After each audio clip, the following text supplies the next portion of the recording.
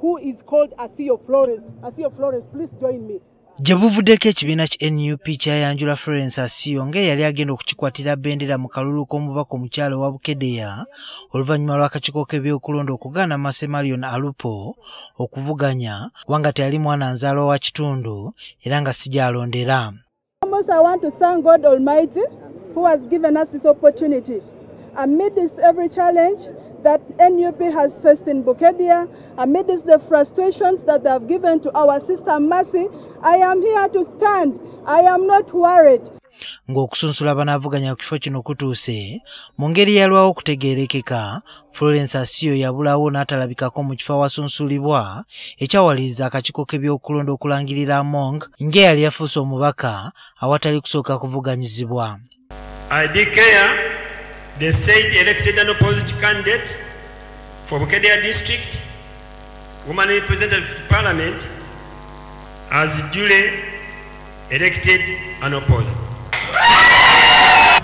Kati olwaleero ssentebe w'ekibiina ki NRM Yoweri Kaguta Museveni bw'abadde agenza okuyeega abalonzi mu disitulikiti y'e Bukedeya, abamu ku bantu abamwanjuliddwa kwe kubadde Florence Asio era ne yeekubya ekifaananyi n'omukulembeze w'eggwanga. Your daughter Florence is there, whom NUP said he had brought to stand against me. She's my daughter. Among abuulidde President Museveni nti Asio muwala we era nga talina kakwate konna na byabufuzi. Asio Florence, thank you. Thank you so much. She has never been in NUP. She's not even a politician.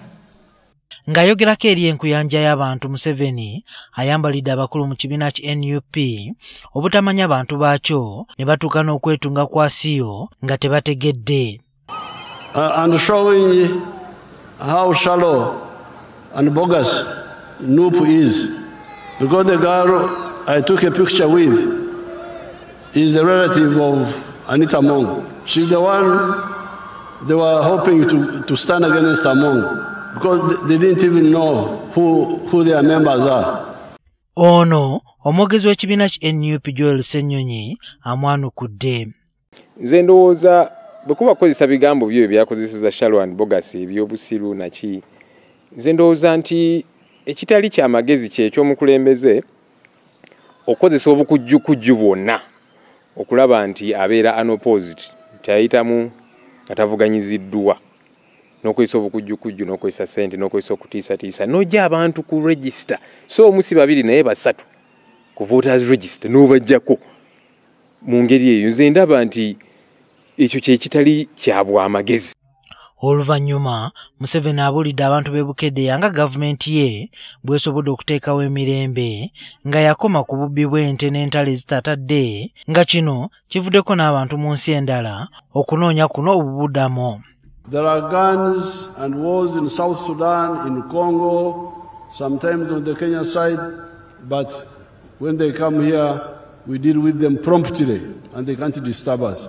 That is how Uganda now is an island of peace, hosting 1.9 million refugees. Ono agamba nti eggombolola ezisinga mu disitulikiti y'e Bukedeya zirina amasannyalaze kyokka n'asuubiza nti ezitannaba kufuna za kukolebwako. So the majority of the sub-counties already have electricity up to the sub-county. The ones which don't have will now get in the new term. Bukedeya ekolebwa ebyalo 336 ng'ebyalo 268 birimu amazzi aga nayikondo, kyokka ng'ebisigadde 68 gavumenti esuubiza okufuba okulaba nga mu kisanja ekiddako nabyo bifuna amazzi.